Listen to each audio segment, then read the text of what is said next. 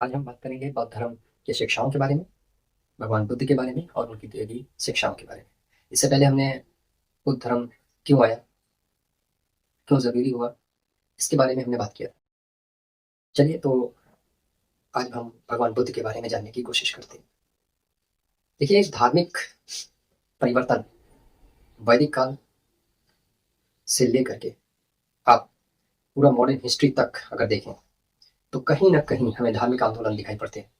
क्यों? क्योंकि कभी न कभी कोई न कोई जब भी आप संविधान बनाएँगे, संविधान में संशोधन करना बहुत आवश्यक है। वैदिक काल के बनाए गए संविधान वर्तमान के संविधान से मैच नहीं हो रहे। ज़रूरी है कि उस संविधान में संशोधन किया जाना चाहिए और संविधान में वक़्त रहते संशोधन ना हो तो संविधान नहीं रह जाता है। और धर्म के लिए जो संविधान में संशोधन किए जाए वही धार्मिक आंदोलन कहलाते हैं। ये नवीकरण की धारा बह रही है, सतत बह रही थी और उसमें एक ज़रूरत पड़ी नए धर्म की। पिछले धर्म में कुछ खामियाँ हैं, खामियाँ छुआ-छूत की खामियाँ, भेदभाव की खामियाँ हैं, जो मनुष्य के अंदर एक दबाव पैदा करती हैं, एक विचार उत्पन्न करती हैं उस धर्म के प्रति। चलिए तो भगवान बुद्ध के बारे में जानने की कोशिश करते हैं। भगवान बुद्ध की अगर बात करें, भगवान बुद्ध का जन्म की अगर बात करें, जन्म 563 ईसा पूर्व, 563 ईसा पूर्व। जगह मैंने बता ही दिया था, लुम्बिनी। लुम्बिनी लुम्बिनी का ही पुराना नाम है कपिलवस्तु। कपिलवस्तु। अगर पिता की बात करें, आपके स्थान ही स्थान, किस स्थान पर? लुम्बिनी, नेपाल। लुम्बिनी का पुराना नाम कपिलवस्तु। पिता की अगर बात करेंगे, पिता का नाम है शुद्धोधन। पिता का नाम शुद्धोधन। क्या है शुद्धोधन? शाक्य गणराज्य के मुखिया है। शाक्य गणराज्य। अब ये शाक्य क्या चीज है?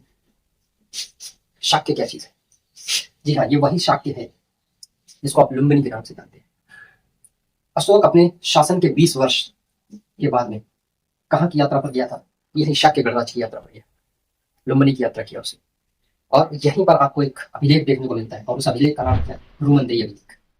रूमन रूमनदेही अभिलेख। इसी रूमनदेही अभिलेख में अशोक के द्वारा उल्लेखित कराया गया कि शाक्य गणराज्य से उपज का 1/8, उपज का 1/8 कर लिया जाएगा तथा अन्य प्रकार के जो कर लगाए जाते हैं उसमें इनको टैक्स में क्या कर दिया गया? टैक्स फ्री कर दिया गया, छूट दे दी गई। यानी इन पर किसी प्रकार का कोई टैक्स नहीं लगाया जाएगा। यह रूमनदेही अभिलेख अशोक के द्वारा लगवाया गया और रूमनदेही अभिलेख आपको कहाँ मिलेगा? यहीं आपको कपिलवस्तु लुम्बिनी में देखने को मिलेगा। चलिए बहरहाल आगे बात करते हैं। भगवान बुद्ध के पिता शुद्धोधन शाक्य गणराज्य के मुखिया है। माता की अगर बात करेंगे, माता का नाम माया देवी। माया देवी। आपको जन्म देने के 7 या 8 दिन के बाद आपकी मृत्यु हो गई तो आपका लालन पालन सौतेली माता, सौतेली माँ प्रजापति गौतमी, प्रजापति गौतमी, आपकी सौतेली माता प्रजापति गौतमी ने आपका देख रेख किया, आपका लालन पालन किया और 16 वर्ष की अवस्था में आपका क्या कर दिया गया? विवाह कर दिया गया। इसके साथ यशोधरा, यशोधरा के साथ आपका क्या कर दिया गया? विवाह कर दिया गया। प्रजापति गौतमी के बारे में आपको एक बता दें, जब भगवान बुद्ध को ज्ञान की प्राप्ति हो जाएगी तब आप बौद्ध धर्म के अंदर जब स्त्रियों स्त्रियों का प्रवेश शुरू कराएंगे तो उसमें सबसे पहला अगर बौद्ध धर्म स्वीकार करने वाली अगर कोई महिला है तो वह यही प्रजापति गौतमी आपकी माता जी होंगी सबसे पहले। बहरहाल बात करते हैं, आपका विवाह 16 वर्ष की अवस्था में करा दिया गया। किसके साथ? तो यशोधरा के साथ। वीडियो आज थोड़ी सी लंबी हो सकती है लेकिन हाँ, मेरे साथ क्लास में बने रहिएगा। मैं वो आज छोटी से छोटी आपको बातें बता करके जाऊंगा जो शायद आपने अभी बौद्ध धर्म में ना पढ़ी। तो प्लीज मेरे साथ बने रहिए। वीडियो लंबी जरूर हो सकती है लेकिन हाँ, इस बात की मैं पूरा आपको भरोसा दिलाता हूँ कि आपके लिए जो है अच्छा कंटेंट दे करके जाऊंगा मैं। आगे बात करते हैं। यशोधरा के साथ विवाह हुआ तो यशोधरा से आपको एक पुत्र की प्राप्ति होती है और उस पुत्र का नाम है राहुल।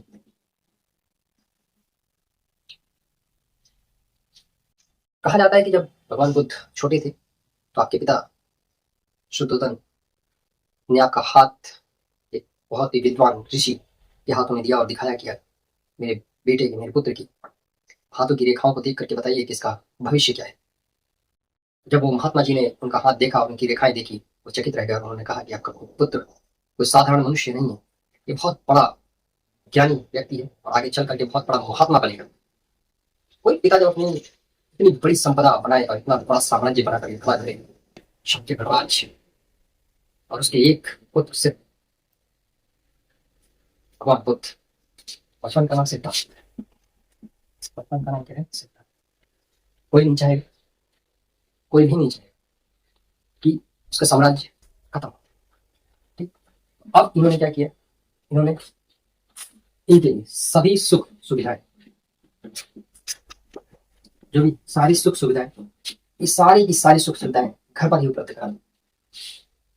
यानी महल से कभी बाहर निकलने ही नहीं दिया। यानी आपकी पूरी जिंदगी लगभग बाल्यावस्था से लेकर के युवावस्था तक, आप खुद सोचिए कि आपने बहुत बड़ा साम्राज्य बना करके खड़ा किया है और उसको भोगने के लिए कोई ना हो, चिंता तो आपको भी होने लगेगी। इसलिए शुद्धोधन कहीं हद तक अपनी जगह पर सही भी हो। उन्होंने जितनी भी सुख सुविधाएं, भोग विलास, सारी चीजें सब ला करके इनको घर पर महल में ही सारी प्रोवाइड करा दी। लेकिन एक चीज याद रखिएगा, एक लंबे समय तक एक ही चीज लगातार अगर आपको देती जाए तो एक समय आएगा जब आप उस मन, आपका मन, मनुष्य का मन बहुत जल्दी चीजों से भर जाया करता है। आपके पास आज कोई चीज नहीं है, लेकिन आने वाले समय में यदि आपके पास वो चीज हो जाएगी, जब तक वो नहीं रहेगी उसको पाने की लालसा रहेगी। जिस दिन आप पा लेंगे उस चीज को, उससे की लालसा आपके मन से खत्म हो जाएगी। भगवान बुद्ध के साथ भी यही हुआ। भगवान बुद्ध अभी भगवान बुद्ध नहीं है, अभी हम इनको सिद्धार्थ ही कहेंगे, क्योंकि जब तक ज्ञान नहीं है तब तक परिवर्तन नहीं देखने को मिलेगा। बात करेंगे सिद्धार्थ से बुद्ध बनने की कहानी, पूरी चलती रहेगी मेरे साथ, बने रहिए मेरे साथ। आगे बात करते हैं। तो समान तरह की सुख सुविधाएं आपको महल में ही दे दी गई, तो कभी ऐसा महसूस ही नहीं हुआ और आपको कभी लगा ही नहीं कि दुख जैसी भी कोई चीज हुआ करती है। बहरहाल आपकी शादी हो गई, विवाह हो गया, पुत्र की प्राप्ति भी हो गई, संसारिक सुख भी प्राप्त हो गया, तमाम तरह की सुविधाएं आपको महल में ही दी जा रही हैं। एक दिन मन हुआ, पिता रहे नहीं, माता भी नहीं रहे, पिता नहीं रहे, तो एक दिन आपका मन हुआ कि अपने साम्राज्य को देखा जाए और महल के बाहर निकला जाए। तो आपने साथी, आपका साथी है जिसका नाम है चन्ना, चन्ना बोलिए और लेकर के चल दिया महल के बाहर। और यहाँ पर आपने 4 दृश्य देखे। देखिए, मनुष्य के जीवन में परिवर्तन लाने के लिए एक छोटा इंसिडेंट आप कह सकते हैं वो, लेकिन कब आपके साथ घटित होता है। कभी किसी को बहुत समय गवा करके मिलता है, कभी किसी को समय से पहले मिल जाता है। इसीलिए कहा जाता है, और बेचारे कुछ लोग ऐसे होते हैं जिन्हें लगभग वो जिंदगी भर तलाश में रहे और उनको उनकी कामयाबी भी नहीं पाई। शायर ने भी खूब अच्छा सा कहा कि किसी को घर से निकलते ही मिल गई मंजिल, किसी को घर से निकलते ही मिल गई मंजिल, कोई हमारी तरह उम्र भर सफर में रहा। तो आपको कितनी जल्दी वो इंसिडेंट आपके साथ घटित हो और आपको शिक्षा की प्राप्ति हो जाए, ये कुछ कहा नहीं जा सकता। हर मनुष्य के जीवन में यह घटना जरूर घटित होती है। कोई ना कोई ऐसी घटना घटित होगी आपकी लाइफ में जो आपके जीवन में परिवर्तन लाई। अब समय था भगवान बुद्ध के, अब समय था सिद्धार्थ के जीवन में वो पल आने का जो उनके जीवन में परिवर्तन ला सकता था। जब चन्ना के साथ बाहर निकले तो 4 दृश्य दिखाई, 4 दृश्य। अमूमन वो 4 दृश्य आप भी रोज देखते हैं, लेकिन अफसोस कि आपके जीवन में परिवर्तन नहीं आता। अमूमन मैं भी देखता हूँ 4 दृश्य, हर रोज देखते। तो मैंने कहा ना, सीखने वाले के लिए बहुत कुछ है, नहीं सीखने वाले के लिए कुछ भी नहीं है। जो समझदार व्यक्ति होता है उसे इशारा ही काफी होता है, लेकिन जिसका दिमाग बच्चे वाला हो तो उसको इशारे नहीं, गुब्बारे की जरूरत होती है। बहरहाल हम बात करेंगे सिद्धार्थ के बारे में। 4 दृश्य आपको दिखाई पड़ते हैं और आप भी देखते होंगे, लेकिन क्या है, सिद्धार्थ के जीवन को उन्होंने परिवर्तित किया, आपके जीवन को परिवर्तित नहीं कर पाते। किसी को समझ में आ जाती है जिंदगी तो अच्छी अच्छी नौकरियां छोड़ करके आध्यात्मिक के मार्ग पर चले जाते। सिद्धार्थ भी हम कुछ ऐसा ही करेंगे। 4 दृश्य, 4 दृश्य आप भी देखते हो, हम भी देखते हैं, इन्होंने भी देखा। देखते हैं कौन कौन सा दृश्य देखा। पहला दृश्य देखा, बूढ़ा व्यक्ति। बूढ़ा व्यक्ति, जिस व्यक्ति ने जीवन भर सिर्फ सुख और सुख ही प्राप्त किया, बुढ़ापा, पीड़ा, कष्ट जैसी चीजें उसको समझ में नहीं आया। और जिस व्यक्ति ने कष्ट देखे हो, तो उसे सुख से उतना कुछ फर्क पड़ने वाला है नहीं। बूढ़ा व्यक्ति, जब आपने देखा तो इन्होंने चन्ना से पूछा ये क्या है, तो चन्ना ने जवाब दिया महाराज ये जीवन की अंतिम दशा है, हमारा और आपका भी यही, आने वाले समय में यही दशा हमारी और आपकी भी हो। बहन, आपके मन पे ये बात लगी, समझाने वाला भी होना चाहिए, तभी तो गुरु का महत्व है। कोई भी हो सकता है गुरु, जरूरी नहीं है कि गुरु एक बहुत बड़ा विद्वान व्यक्ति हो तभी आपको गुरु की शिक्षा दे सके। नहीं, आप किसी से भी सीख सकते हैं। सीखने के लिए जरूरी नहीं है कि गुरु हो। एकलव्य के लिए द्रोणाचार्य नहीं आए थे, उसने उनकी मूर्ति बनाई और अभ्यास से शुरू किया और एक महान धनुर्धर बना। लेकिन फिर भी कबीर जी कहते हैं कि गुरु गोविंद ते दो खड़े काके लागू, बलिहारी गुरु आपने गोविंद दिया बताए। गुरु कोई भी हो सकता है। चन्ना के द्वारा दिए गए जवाब सिद्धार्थ के मन में घर कर रहे हैं। अगला दूसरा, बीमार व्यक्ति।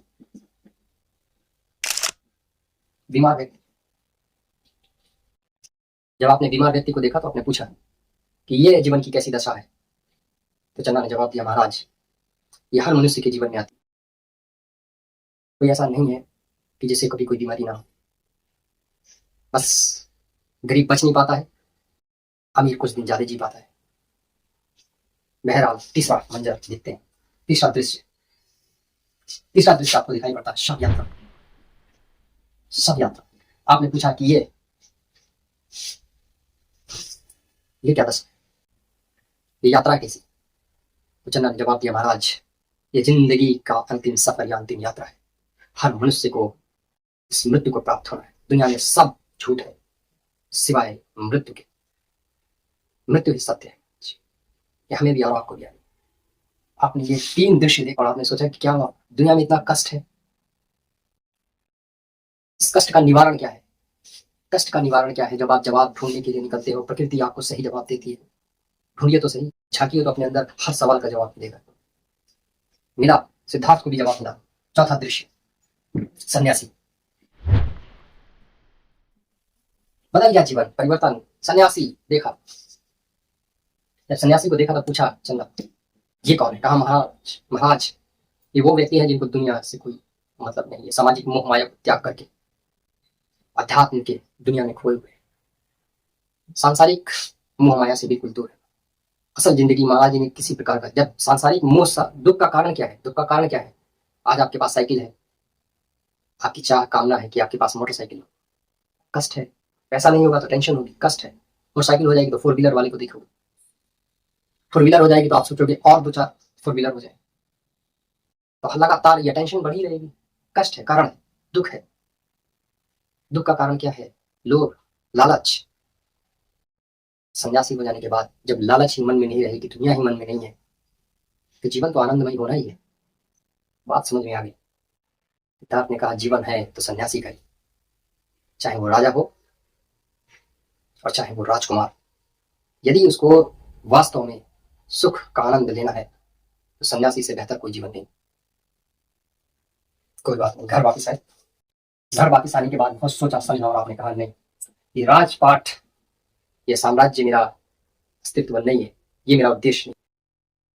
सोचा, लेकिन बाद में लास्ट में आपने निर्णय किया कि मैं ग्रह को क्या करूंगा? ग्रह त्याग करूंगा। ग्रह त्याग छोड़ दिया, घर आपने छोड़ दिया। कुछ पाने के लिए कुछ खोना पड़ता है। सिखा रहा है इतिहास, सीखने की कोशिश कीजिए। यहाँ पर बहुत ही खूबसूरत है। लोग कहते हैं मुर्दों का विषय पढ़ाते हो, मुर्दों का विषय नहीं है इतिहास, जिंदों का विषय है, मुर्दों का विषय नहीं। सीखिए तो देखिए ना यहाँ पर ग्रह त्याग। क्यों? ज्ञान की प्राप्ति चाहिए ना। महल में बैठ करके ज्ञान की प्राप्ति नहीं हो सकती है, घर में बैठ करके ज्ञान की प्राप्ति नहीं होगी। मेहनत करनी पड़ेगी, निकलना पड़ेगा आपको बाहर। ग्रह त्याग सिखा रहे हैं, सीखिए, शिक्षा लीजिए। इस्लाम धर्म में भी कहा गया कि शिक्षा लेने के लिए अगर तुम्हें चीन तक जाना पड़े तो जाओ। हर धर्म में शिक्षा को बताएगा, हर धर्म में। आगे चले। ग्रह त्याग 29 वर्ष की अवस्था में सारा साम्राज्य छोड़ करके जंगलों में चले गए, ग्रह त्याग किया। ग्रह त्याग को बौद्ध धर्म में कहा गया महाभिनिष्क्रमण। महाभिनिष्क्रमण आपके द्वारा जब घर त्याग किया गया, जिसको बौद्ध धर्म में कहा गया महावीर निष्क्रमण, वह त्याग नहीं कहेंगे, महावीर निष्क्रमण कहा जाएगा। जब आगे चल करके ये पहुंचे पाटलिपुत्र,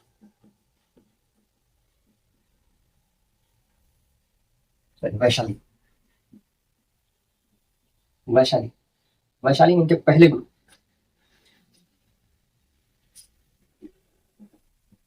है अलार कलाम। अलार कलाम से इन्होंने संख्या दर्शन की शिक्षा। दर्शन 6, उन दर्शनों में एक दर्शन है संख्या दर्शन। संख्या दर्शन को लिखा है किसने? कपिल मुनि।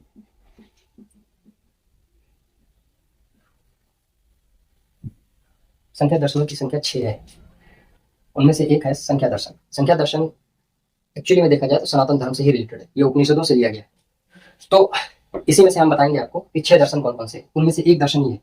ठीक है, अगर देखा जाए तो पहला है संख्या दर्शन। संख्या दर्शन के बाद आप देखेंगे, संख्या दर्शन के बाद आपको मिलेगा योग दर्शन। योग दर्शन के बाद न्याय दर्शन।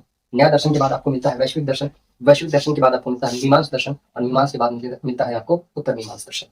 ये 6 प्रकार के आपके दर्शन होंगे, और लिखने वाले भी अलग अलग है। अगर आप कहो तो मैं बता दूंगा, ठीक है, लेकिन सिर्फ आपको इससे मतलब है कि दर्शन कितने हैं। मैं आपको बता दूं कि दर्शन 6 है। ठीक है, उन एक दर्शनों में से कौन सा दर्शन है? संख्या दर्शन। इसी दर्शन के अंदर ही, ठीक है, क्या लिखा हुआ है? त्याग, आत्मा, परमात्मा, पुनर्जन्म, इसकी मान्यताओं का जिक्र कहाँ देखने को मिलेगा आपको? संख्या दर्शन में। और शिक्षा कौन ले रहा है? सिद्धार्थ। तभी तो आप आगे चल करके देखोगे भगवान बुद्ध ने दी गई जो शिक्षाएं, भगवान बुद्ध के द्वारा दी गई जो शिक्षाएं हैं, उनमें आत्मा की परिकल्पना नहीं होगी, पुनर्जन्म की परिकल्पना होगी। कहाँ से आएगा? इसी संख्या दर्शन से तो आएगा, इसी में लिखा हुआ है। तो जब किताब पढ़ेंगे तभी तो शिक्षा मिलेगी। आगे बात समझ, चले आगे बात करेंगे। और जब आप पहुंचे हैं राजगिरी, तो जब आप राजगिरी पहुंचे तो आपको, ठीक है, अलार कलाम ने कहा मुझे सिर्फ किसका नॉलेज है? संख्या दर्शन का। फिर सी बात है, इंटर वाला टीचर ये सी नहीं पढ़ा सकता, सबके अलग अलग सब्जेक्ट हुआ करते हैं। तो जितना है गुरु वही अच्छा है जो अपनी हदें जानता हो। ठीक है, मालूम आपको कुछ नहीं हो और आप सोचते हो कि हम पहाड़ ढकेल लेंगे, ये गलत है। जितना आपको जानकारी है सिर्फ उतना ही बताना चाहिए। ठीक है, तो अलार कलाम के द्वारा दी गई शिक्षा है संख्या दर्शन, क्योंकि कपिल मुनि ने लिखी थी ये दर्शन। ठीक है, और भी बहुत से दर्शन है। ठीक, योग दर्शन की अगर बात करें तो पतंजलि ने लिखी है। ठीक, न्याय दर्शन की अगर बात करेंगे तो न्याय दर्शन आपकी गौतम ने लिखी है। ठीक है, आगे चलकर यही देखेंगे। राजगिरी में गए तो राजगिरी में एक और गुरु मिले, तो आपने कहा कि भाई मेरे पास सिर्फ क्या है? मेरे पास सिर्फ संख्या दर्शन की शिक्षा है, आगे की शिक्षा लेनी तो कहाँ चले जाओ? राजगिरी चले जाओ। वहां कौन मिलेंगे? वहां मिलेंगे, ठीक है, रुद्रक रामपुत्र।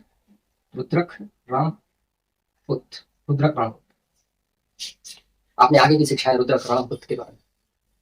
अब आपका कोर्स कंप्लीट हो चुका है, अब रिवीजन की बारी है। तो रिवीजन कहां पर होगा? रिवीजन के लिए चाहिए एकांत जगह, स्थान। तो आप वनों की तरफ चले गए। कुछ आपको अपने जीवन से रिलेटेड चीजें नहीं लग रही। आप भी एसएससी, रेलवे, एनटीपीसी की तैयारी करने के लिए घर से बाहर जाते हो पढ़ने के लिए। एक कोचिंग सेंटर में एडमिशन लिया, आपने कोर्स को कंप्लीट किया, एक गुरु ने आपको मैथ पढ़ाया, रीजनिंग पढ़ाया, फिर किसी गुरु ने आपको जीके पढ़ाया होगा, कोर्स कंप्लीट हुआ। अब वो गुरु आपसे क्या कहते हैं कि आप क्या करो? रिवीजन करो, अध्यात्म करो। यही हो सकता है, जितना ज्यादा मनन, जितना ज्यादा आप प्रैक्टिस करोगे, more practice make a man perfect. जितना ज्यादा प्रैक्टिस करेंगे उतना ज्यादा बेहतर होगा आपके लिए। आप आए तो क्या करेंगे? प्रैक्टिस करेंगे। अब डिपेंड करता है कि आप कितने बेहतरीन तरीके से अपनी तैयारी को करते हैं। आपने जो लिखा है, आपने जो तैयार किया है, वो कितना बेहतर आपकी कमांड है उसके ऊपर। सिद्धार्थ इसी तरीके से पहुंचे वन में, और इनके जैसे और भी 5 साधु इनसे पहले से उस जगह पर क्या कर रहे हैं? तपस्या कर रहे हैं। तो आप भी जब जाते हैं तो आपको भी ऐसे लोग मिलेंगे आपकी तैयारी करने के लिए। जब आप चाहेंगे तो वहां पर भी आपसे 4-5 लोग मिलेंगे। कोई 2 साल से तैयारी कर रहा होगा, 3 साल से तैयारी कर रहा होगा, कोई अभी 1.5 साल से हुआ होगा, किसी को 6 महीने हुए होंगे आए हुए। और आप जाकर के देखेंगे और आप पूछेंगे कि आपका कब से है? तो कहा 3 साल से प्रैक्टिस कर रहे हैं, लेकिन हुआ नहीं अभी तक। वजह तलाश कीजिए, क्यों नहीं होगा, क्या वजह रही होगी? डेडिकेशन की कमी है। आप अपने लक्ष्य पर जितना ज्यादा फोकस करेंगे, आप उतनी जल्दी अपने लक्ष्य पर पहुंचेंगे। लक्ष्य से भ्रमित होंगे तो जल्दी अपने लक्ष्य पर पहुंच नहीं पाएंगे। भगवान बुद्ध उम्र 29 साल, गृह त्याग, जागे देर से लेकिन लक्ष्य सटीक है। तो मैटर ये नहीं करता है कि आप जागे कब, आपका लक्ष्य कितना सटीक है ये मैटर। और आप तो बहुत पहले जग गए, भगवान बुद्ध 29 साल में जगे, तब उनको मालूम पड़ा कि असल में ये धन दौलत संपदा ये राज्य साम्राज्य असल सुख नहीं है, सुख तो कुछ और है। आपको भी मालूम चल गया, इसको लेंटर करने के बाद आपको मालूम चल गया कि दुनिया में जीना है तो पैसा की जरूरत पड़ेगी, पैसा नौकरी से आएगा। तभी तो आप वीडियो देख रहे हो, वरना कौन देखता है वीडियो इतनी देर तक, है ना। बातें अच्छी लग रही हो तो वीडियो को शेयर भी करना है, तो लाइक करना मत भूलिएगा, ठीक है। आगे की बातें करेंगे। तो फिर भगवान बुद्ध जब पहुंचे 29 वर्ष की अवस्था में, और आप जाग जाते हो 18 साल में, 18 साल में आप जाग चुके हो, 18 साल 20 साल में तैयारी शुरू कर देते हैं। लेकिन फिर भी लोग 25 साल तक हो गए, 26 साल तक हो गए, एग्जाम नहीं निकल रहा है। एग्जाम में दोस्त नहीं है दोस्त, दोस्त आपके डेडिकेशन में, आपके लक्ष्य के निर्धारण में। अब भगवान बुद्ध पहुंचे, ठीक। अब बुद्ध को 5 साधक मिले, साधक, ठीक है। और असागी, असागी, भरिया, भरिया, महामना, ठीक है। हो गया पप्पा, हो गया कौंडिन्य, हो गया पप्पा कौंडिन्य। ये 5 साधक है, 5 साधक। पता नहीं कब से साधना कर रहे थे और अभी ज्ञान की प्राप्ति नहीं। किसी का रेलवे है, किसी का एसएससी जीडी है, किसी का एसआई दरोगा है, किसी का यूपी पुलिस कांस्टेबल है, नहीं क्लियर हुआ अब तक। भगवान बुद्ध गए, जब आपने देखा कि हाँ इतने दिन से लोगों का अभी तक क्लियर नहीं हुआ। कभी भी जब आप जाएं, कौन कितने साल से प्रैक्टिस कर रहा है, आप इस चीज से कभी भ्रमित मत होइए। अपना लक्ष्य को क्रिएट कीजिए, अपना लक्ष्य निर्धारित कीजिए, अपने पढ़ाई को मजबूत कीजिए। हो सकता है कि उनसे जल्दी आपकी नौकरी, पता नहीं किसके अंदर क्या कमी है, ठीक है। ये सारे के सारे बहुत पहले से क्या कर रहे हैं, आराधना कर रहे हैं, ज्ञान की प्राप्ति के लिए बैठे, लेकिन अभी किसी को ज्ञान की प्राप्ति नहीं हो पाई। बहरहाल कुछ नहीं, इसमें भगवान बुद्ध भी शामिल हो गए, सिद्धार्थ, सिद्धार्थ भी जाकर के इसी में शामिल हो गए। आप भी बैठे इनके साथ में आध्यात्म की प्राप्ति करने के लिए। जब आप बैठे तो 6 साल लगे। ये लाजारे कितने सालों से आप प्रैक्टिस कर रहे थे। मैं ये नहीं कहता कि इन्हें ज्ञान की प्राप्ति नहीं है, ज्ञानी नहीं होंगे, होंगे, जिसका एग्जाम नहीं निकलता है, हो सकता है कुछ किस्मत भी हो। हर एग्जाम ना निकलने वाला लड़का नकारा नहीं होता। आगे बात करते हैं सिद्धार्थ।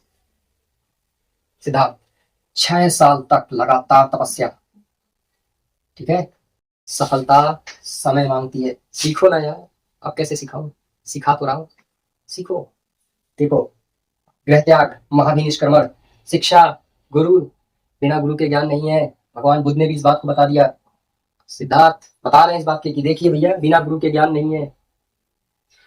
आगे 6 साल, आदमी 2 साल में सोचता है अरे बाबू तो से ना ही पाए, 1.5 साल में आदमी उग जाता है ना बाबू तो से ना पाए। ऐसा कहा ये वाला पेपर बाद दे ला, उसके बाद कमाई निकल दी। 2 साल 3 साल आदमी सोचता है जल्दी से जल्दी रिजल्ट मिले, इतना जल्दी रिजल्ट नहीं मिलता। 6 साल लग गया, 6 साल। 6 साल के बाद आपको ज्ञान की प्राप्ति, 6 साल के बाद आपको ज्ञान की प्राप्ति। कहां पर? 6 साल के बाद ज्ञान की प्राप्ति, पीपल वृक्ष के नीचे, पीपल का वृक्ष, पीपल वृक्ष के नीचे निरंजना नदी, निरंजना, निरंजना नदी, निरंजना जिसे आज फाल्गु कहते हैं, फाल्गु नदी। दिन की अगर बात करें तो बैसाख पूर्णिमा का दिन है, बैसाख पूर्णिमा, बैसाख पूर्णिमा का दिन, बैसाख पूर्णिमा का दिन, पीपल वृक्ष और निरंजना नदी या फाल्गु नदी। यहां से भी कुछ सीखने की आवश्यकता है। कुछ चीजें हैं जो भगवान बुद्ध आप तक मैसेज के थ्रू पहुंचाना चाह रहे हैं। मेरी क्लास करते रहिए, आधा विद्वान तो आप ऐसे ही, आप कोई साधारण व्यक्ति नहीं हो सकते, और साधारण नहीं है तभी मेरी वीडियो देख रहे हैं। क्योंकि साधारण व्यक्ति को क्या चाहिए, नाच गाना, वो उसमें उतने में ही खुश है। जो ज्ञानी व्यक्ति है वो हमेशा खोज की तलाश में रहता है। तो आप खोज की तलाश में है, इसीलिए मेरा वीडियो देख रहे हैं। नहीं, वाकई में आप ज्ञानी हैं तभी तो आप देख रहे हैं, बस आप अपने आप को पहचान नहीं पा रहे। जिस दिन आप अपने आप को पहचान जाएंगे, ऐसे छोटे मोटे एग्जाम तो ऐसे ही क्लियर हो जाएंगे आपके। बहरहाल आगे बात करते हैं। कुछ बताने की कोशिश हो रही है यहाँ पर, आदमी कैच ही नहीं कर पाता है। किताबें बोलती हैं, बोलती है भाई, पढ़िए तो सही। किताबों से अच्छा कोई टीचर नहीं, मैं भी नहीं, मुझे भी यही इन्होंने सिखाया। थोड़ा बहुत जितना मैंने सीखा वो आपको सिखा रहा हूँ, सीखिए। मैंने कहा पढ़ाने नहीं आता मुझे, मैं पढ़ा नहीं पाता हूँ, सिखाता हूँ। सीखिए, सीखिए ताकि उन्नति करें, ठीक है। पीपल वृक्ष कुछ सिखाना चाहते हैं। पीपल वृक्ष, निरंजना नदी, नदी का किनारा, वैशाख पूर्णिमा। मालूम ये हुआ कि शिक्षा कभी शोर या भीड़ भाड़ वाली जगहों पर नहीं होती है। उसके लिए एक माहौल बनाना पड़ता है, शांति का माहौल होना आवश्यक है। सीखिए, ये शिक्षा का मूल मंत्र। शिक्षा लो, प्रैक्टिस करो, ज्ञानी हो जाए। और जब ज्ञान की प्राप्ति हो गई तब आप ज्ञान को फैलाएंगे, एक नया धर्म, और उस धर्म को खा गया। और अब जब ज्ञान की प्राप्ति हो गई तो आप सिद्धार्थ बने, बुद्ध। सिद्धार्थ अब क्या हो गए? सिद्धार्थ अब कहलाए बुद्ध। सिद्धार्थ कहलाए। आज आप भी साधारण हैं, ज्ञान की प्राप्ति होगी, एग्जाम निकलेगा तो हो सकता है कि आज के अनिकेत, आज के पंकज, आज के राजेश कल के दरोगा, कल के कांस्टेबल, कल के जीडी के फौजी हों। नाम बदलते देर थोड़ी ना लगती है। आगे चले। जिस प्रकार सिद्धार्थ से बुद्ध, और सिर्फ आदमी क्या देखता है? बुद्ध। ये किसी ने देखा? फिर आप क्यों सोचते हो कि लोग आपकी ये वाली दशा देखें? कोई नहीं देखना चाहता, ये स्ट्रगल कोई नहीं देखना चाहता। हर कोई आपका रिजल्ट देखता है। Everybody looks your result. सीखो, मजा आ रहा है? ऐसे आएगा आगे की भी वीडियो के साथ, ठीक है। बुद्ध अब क्या है? बुद्ध। सिद्धार्थ बन गए बुद्ध। तो बुद्ध बनने के लिए इतनी परीक्षाएं देनी पड़ती। आप अभी से हार रहे हो, मजबूती बनाए रखो यार। आगे, अब बुद्ध क्या करेंगे? धर्म का प्रचार प्रसार। जब आप दरोगा हो जाएंगे तो जिम्मेदारियां निभाइए, तो आपके ऊपर जिम्मेदारी आ गई ना, तब जिम्मेदारियां तो निभानी है। भैया क्या करेंगे धर्म के लिए? क्या धर्म का प्रचार प्रसार? तो धर्म के लिए पहला प्रचार, पहला उपदेश। देश कहाँ दिया जाएगा? पहला उपदेश, पहला उपदेश सारनाथ। बहुत क्वेश्चन पूछा जाता है। भगवान बुद्ध द्वारा दिया गया पहला उपदेश कहाँ? सारनाथ। कहाँ पे दिया गया? सारनाथ, सारनाथ। और जब सारनाथ ने आपने उपदेश दिया, इसको क्या कहा गया? इसको कहा गया धर्म चक्र प्रवर्तन। धर्म चक्र प्रवर्तन, प्रवर्तन, धर्म चक्र प्रवर्तन। धर्म का चक्का घूमेगा, यहाँ से धार्मिक चीजों का, धर्म का चक्का घूमना शुरू हो गया। धर्म चक्र प्रवर्तन कहा गया इसमें। अब लोगों के सामने एक नया धर्म प्रकट, एक नए धर्म की शुरुआत। और आपके बोल, आपके विचार लोगों के मन में घर, हर व्यक्ति के मन की बात जानते, किसको कैसा दुख, किसके दुख के अनुसार कैसे उसको सलाह देनी है। भगवान बुद्ध बहुत अच्छे से, और फिर वैसा ही रिजल्ट है। लोग लगातार बौद्ध धर्म में कन्वर्ट, अच्छे अच्छे राजा महाराजा बौद्ध धर्म को स्वीकार करेंगे। आगे देखते हैं आपने कहाँ कहाँ धर्म फैलाया। अब सारनाथ, सारनाथ के बाद आप चले गए कहाँ पर? वैशाली, वैशाली, वैशाली गए। उसके बाद आप गए कौशल, कौशल के बाद आप चले गए कौशाम्बी।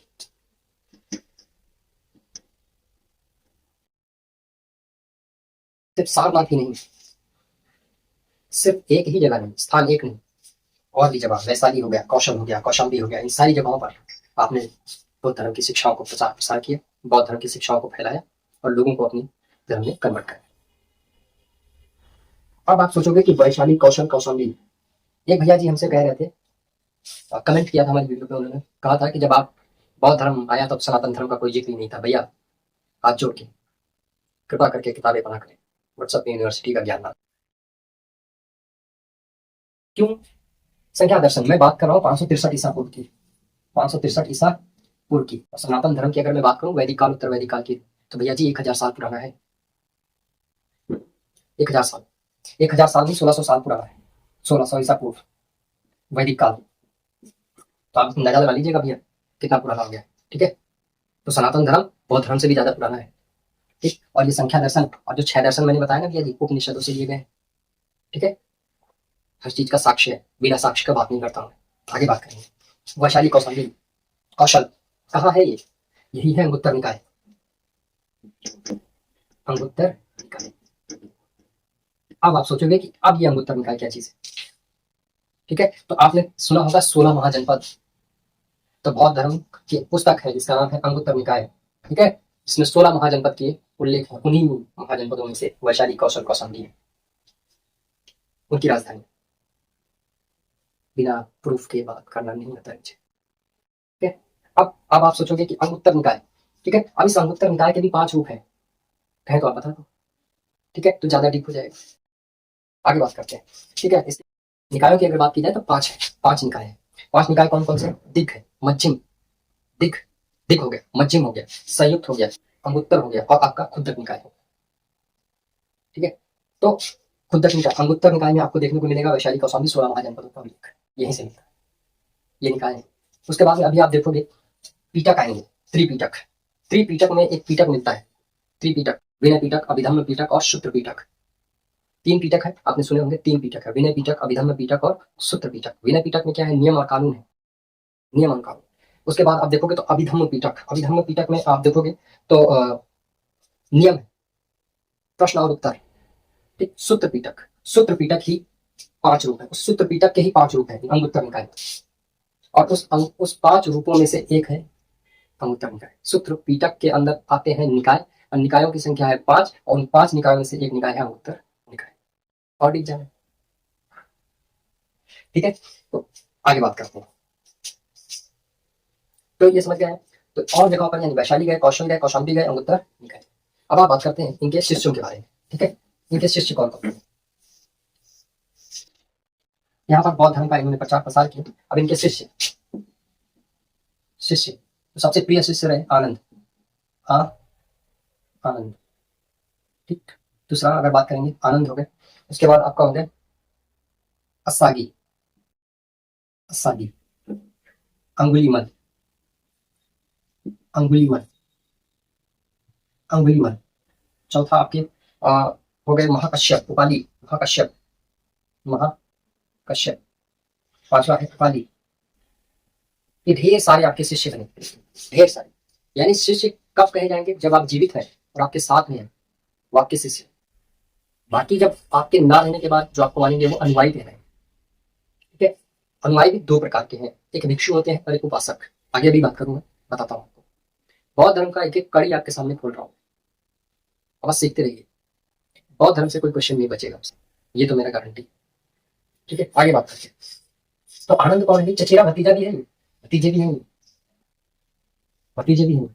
ठीक है, अंगुलीमाल आप जानते होंगे।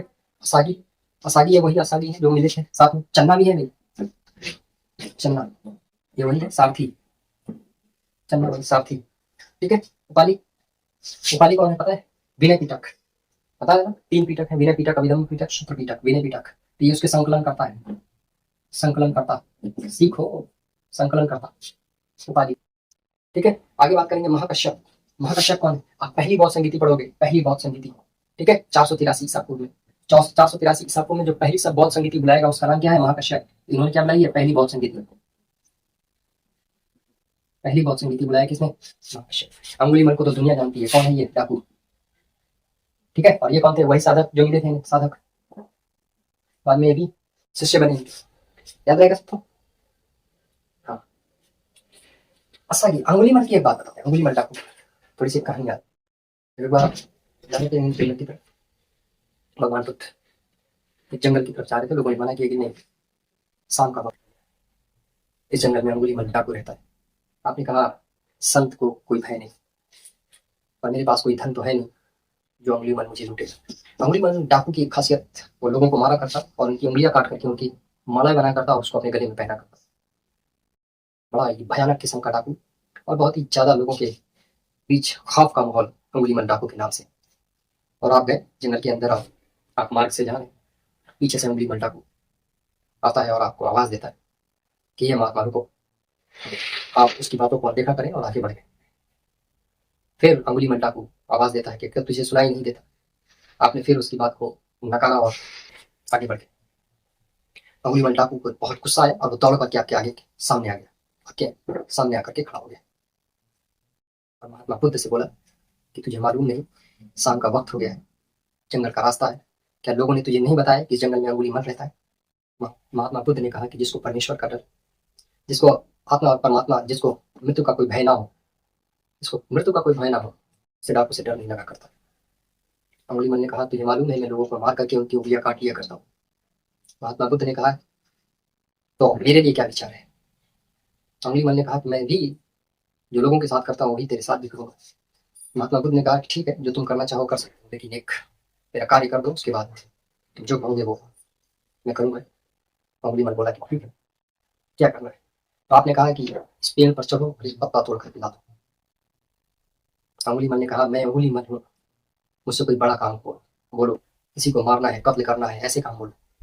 महात्मा बुद्ध ने कहा नहीं, हमारा धर्म ये चीजें शिक्षाएं नहीं देता, बस तुम एक काम करो कि इस पेड़ से एक पत्ता तोड़ के लाओ। अंगुलीमाल झट से पेड़ पर चढ़ा, चढ़ करके एक पत्ता तोड़ करके लाया और ला करके महात्मा बुद्ध के हाथ में दिया, खा लो महात्मा, मैंने तो सोचा था कुछ बड़ा काम बताओ। महात्मा बुद्ध ने कहा हाँ, तू इतना बड़ा डाकू है, लोगों को हत्याएं करता है, उनकी उंगलियां काटा करता है और उनको गले में पहना करता है, तूने ये पत्ता भी तोड़ दिया। अंगुलीमाल मुस्कुराया। भगवान बुद्ध ने कहा कि ठीक है, मैं तुझे ताकतवर तब मानूंगा कि जिस जगह से इस पत्ते को तू तोड़ करके लाया है, दोबारा इस पत्ते को वहीं जोड़ दे। अंगुलीमाल की बात समझ में आ गई। भगवान बुद्ध का शिष्य ने कहा कि आज ज्ञान की असल प्राप्ति हुई जीवन की, और भगवान बुद्ध का शिष्य बन गया। ये अंगुलीमाल की कहानी है। इस प्रकार लोगों को के हृदय परिवर्तित किए भगवान बुद्ध ने। लाइट ऑफ एशिया ऐसे ही नहीं कहा गया। आगे बात करेंगे। अब ये तो सिर्फ एक व्यक्तित्व है, आपने तो राजाओं के हृदय को परिवर्तित किया। राजा कौन कौन से आपके समय में, आपके समकालीन राजा, ठीक है, हर्यक वंश का संस्थापक बिंबिसार, राजा बिंबिसार, बिंबिसार, उदायीन, उदायीन, मिनंडर हो गए, अशोक हो गए, अशोक, मिनंडर, हर्षवर्धन, ढेर तमाम राजा, बहुत से राजाओं ने, ठीक है, और कनिष्क, कुषाण वंश का संस्थापक कनिष्क, ऐसे महान महान शासकों ने, मौर्य वंश का संस्थापक, मौर्य वंश का शासक अशोक, ढेर सारे शासक ने बौद्ध धर्म को स्वीकार किया। कुछ तो बात रही होगी। ये ढेर सारे शासक, अशोक ने तो बहुत, लगभग 84,000 स्तूप बौद्ध धर्म के लिए बनवाए। 84,000। बाबर की पहाड़ियों में 4 गुफाओं का निर्माण भी करवाया। सुदामा, कच्छ, चोपड़ा और विश्व झोपड़ी। आगे बात करते हैं। लास्ट में आप शिक्षाएं दी, तो उनसे कुछ शिक्षाएं क्या क्या है जान लेते हैं, ठीक है। आपने कहा हमारे यहाँ आत्मा की परिकल्पना नहीं, आत्मा, आत्मा की परिकल्पना है। और कहा आपने हमारे यहाँ ईश्वर की परिकल्पना, ईश्वर की परिकल्पना भी नहीं। सीखा है ना सब संख्या दर्शन से, आत्मा परमात्मा ऐसी। तो ईश्वर की बात अगर देखा जाए तो अब आपने कहा ईश्वर की परिकल्पना नहीं, आत्मा की परिकल्पना नहीं, अब पुनर्जन्म की परिकल्पना है। केवल क्या है? पुनर्जन्म, पुनर्जन्म की परिकल्पना। संख्या दर्शन में इसका ही जिक्र है। तो ये पुनर्जन्म कहीं से आया, कहां से आया? यही संख्या दर्शन से आया, ठीक है। आगे चले। आपने कहा तो अब आपने बौद्ध धर्म में शामिल होने वाले लोग, जो बौद्ध धर्म में शामिल होंगे, तो हमने कहा था 2 कैटेगरी में बनाए गए, ठीक। तो 2 कैटेगरी है, एक है भिक्षुक, भिक्षुक, ठीक, और एक है उपासक, उपासक। भिक्षुक किन्हें कहा जाएगा? भिक्षुक वो है जो पूर्ण रूप से सांसारिक मोह माया को त्याग करके बौद्ध धर्म में आ जाएंगे, वो क्या कहलाएंगे? भिक्षुक कहलाएंगे। उपासक वो है जो घर गृहस्थी करना ही, टीवी नहीं छोड़ेंगे, घर बार नहीं छोड़ेंगे, बहुत बड़ा साम्राज्य है, लेकिन बौद्ध धर्म भी अच्छा लगता है। तो भगवान बुद्ध ने कहा कि नहीं, हमारा धर्म कठोर नहीं है, हमने हर धर्म, हमने अपने धर्म को बहुत सॉफ्ट, लचीला भी बनाया। यदि आप सांसारिक मोह माया को त्याग नहीं सकते हैं और बौद्ध धर्म में भी रहना चाहते हैं, तो आपके लिए एक नया मार्ग है हमारे पास, उपासक। आप इसके तहत बौद्ध धर्म से जुड़ सकते हैं। तो जो सांसारिक जीवन को जीते हुए बौद्ध धर्म को स्वीकार करते हैं उनको क्या कहा जाता है? उपासक। आई होप यहाँ तक की क्लास आपको अच्छी लगी, आगे भी बने रहिए, ठीक है, आगे भी बने। आगे बात करते हैं। तो अब जो लोग आएंगे, ठीक है, जो लोग एंट्री लेंगे, इनकी आयु डिसाइड की गई। ऐसा नहीं है कि एक ऐसा उम्र तो हो, ऐसा नहीं कि कोई भी उम्र है आकर के उसमें शामिल हो गए, नहीं नहीं, एक ऐसी उम्र हो, एक परिपक्व उम्र हो जहां पर आपकी सोचने समझने की शक्ति हो दिमाग में, ठीक है। तो उस उम्र में आप क्या हो, बौद्ध धर्म में शामिल हो। उस उम्र को माना गया 15 वर्ष, न्यूनतम आयु 15 वर्ष। 15 वर्ष से कम की अगर आप हैं तो आपको बौद्ध धर्म में शामिल नहीं किया जाएगा। 15 वर्ष भगवान बुद्ध ने कहा कि हाँ, यह सोचने समझने की सही समय है, इतना तो आप निर्णय ले सकते हो। 15 वर्ष यानी कि बौद्ध धर्म में शामिल होने की अगर आयु पूछी जाएगी तो कितनी है? 15 वर्ष। 15 वर्ष में आप इस लायक हो जाते हैं, आपको मालूम चल जाता है कि आपको साइंस साइड लेना है कि आर्ट साइड लेना है। आप आर्ट्स से पढ़ना चाहते हैं या साइंस से पढ़ना चाहते हैं, तो जब आप विषय का सिलेक्शन करने में सक्षम हो गए हैं, आप किसी की सलाह नहीं लेते हैं, तो इसका मतलब है कि आप अपने निर्णय स्वयं लेने के लिए तैयार हैं। वो समय आप देखिएगा, यही 15-16 साल का बीच होता है, 14-15 साल के होंगे इंटर में एडमिशन के समय। हाँ, कहता वैसा भी सच है। आगे बात करते हैं। 15 वर्ष। और जो लोग शामिल होंगे उनको क्या कहा जाएगा? उप संपदा।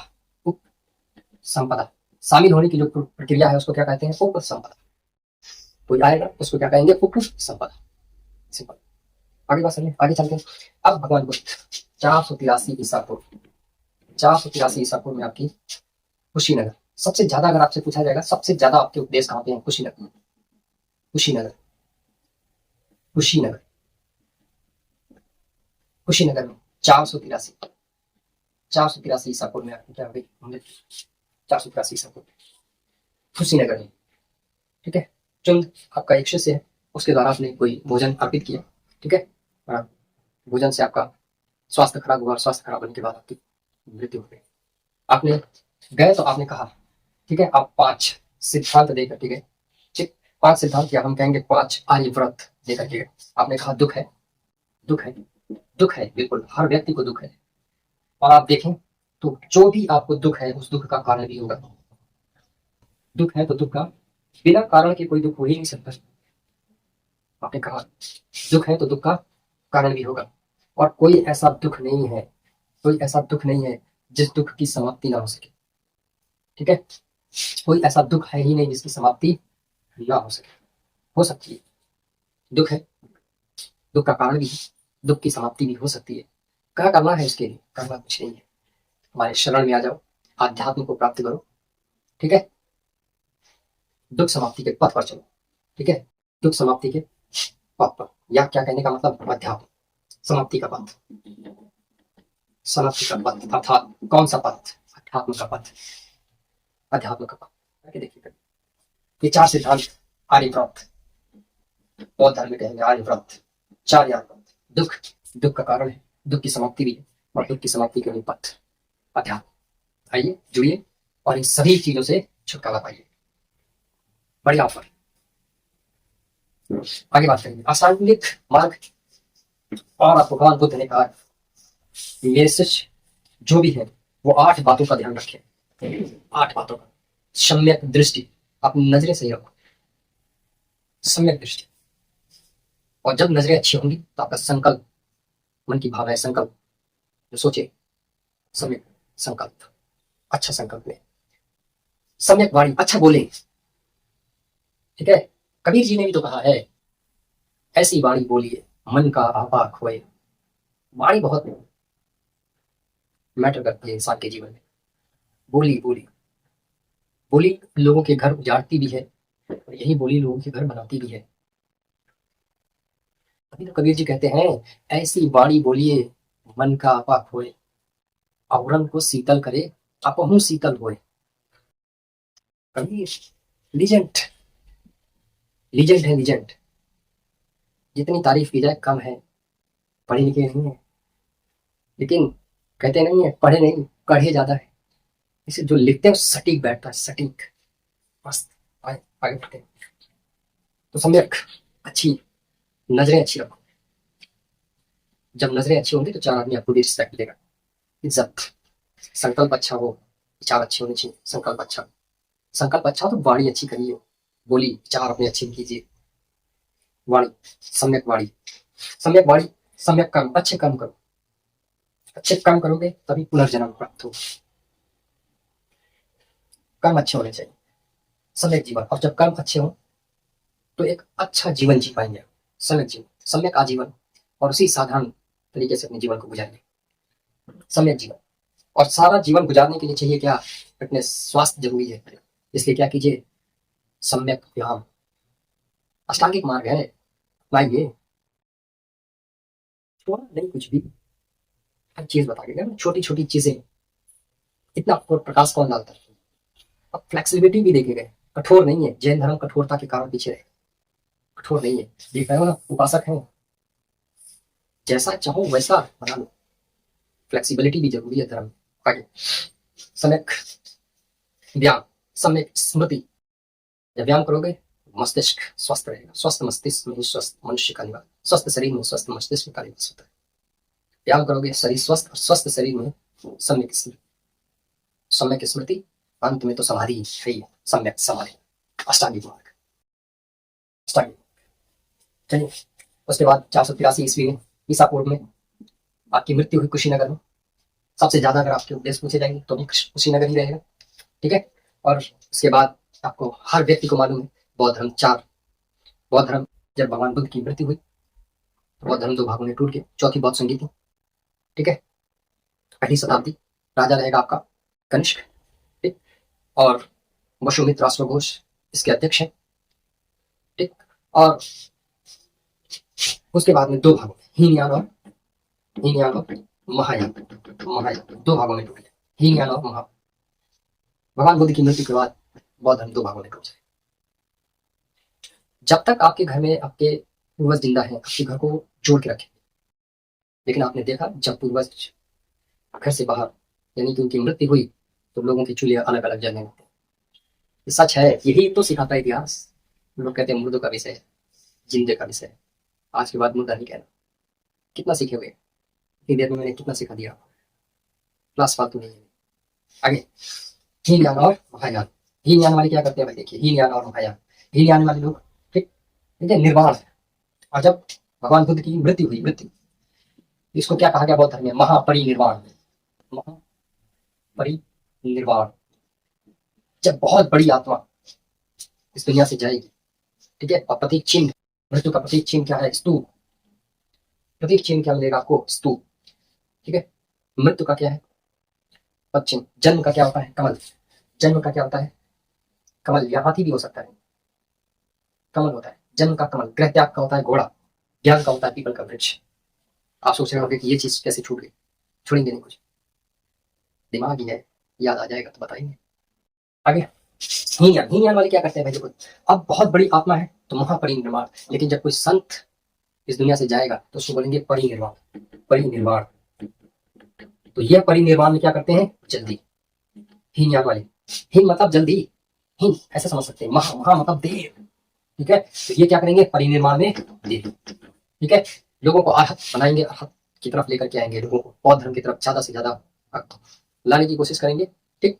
और अपने जो परिनिर्वाण है उस पर क्या करेंगे? देरी करेंगे। जबकि हीनयान वाले जल्दी से जल्दी परिनिर्वाण को प्राप्त करना चाहेंगे, ठीक है। इस प्रकार से भारत में सबसे पहले भगवान बुद्ध की, ठीक है, अगर आपसे पूछेगा किस की जो है मूर्ति, अगर मूर्ति में आपसे पूछा जाए तो किससे पहले हमने आपको पढ़ा है? सिंधु सभ्यता। सिंधु सभ्यता में मूर्ति जरूर मिली है, लेकिन पूजा का साक्ष्य नहीं मिला। वैदिक काल में भी हमें कहीं पूजा का साक्ष्य नहीं मिला, क्योंकि आप देखोगे तो कहीं अग्नि देवता है, ठीक है, वायु देवता है, वर्षा के देवता है, उन्नति के देवता है। तो कहीं ना कहीं मनुष्य क्या कर रहा है? मूर्ति की पूजा नहीं हो रही थी, प्रकृति की पूजा हो रही थी। और आगे चल करके हमको आप देखेंगे, ठीक है। तो भारत में आज जब भी पूछा जाएगा तो सबसे पहले मूर्ति पूजा का चलन या प्रचलन कहाँ से किया गया? वो बौद्ध धर्म था, ठीक है। और सबसे पहले किसकी मूर्ति की पूजा की गई? तो भगवान बुद्ध की मूर्ति की पूजा की गई, ठीक है। और तो और आपको एक और नॉलेज बताते चले, आज जो धार्मिक यात्राएं आप देखते हैं ना, धार्मिक जुलूस जिसको बोलते हैं, रैलियां, ठीक है, जिसमें आप बड़े बड़े नारे झंडे झंडे लगा के चलते हैं, ये सिखाने वाले भी बौद्ध धर्म वाले ही हैं, ठीक है। बताइएगा सीक्रेट। तो आपको क्लास कैसी लगी? आई होप यहाँ तक का सफर बहुत अच्छा रहा होगा। अगर वीडियो अच्छी लगी हो तो चैनल को सब्सक्राइब और लाइक जरूर कीजिएगा, वीडियो को शेयर तो करना भूलना मत। जय हिंद, नमस्कार।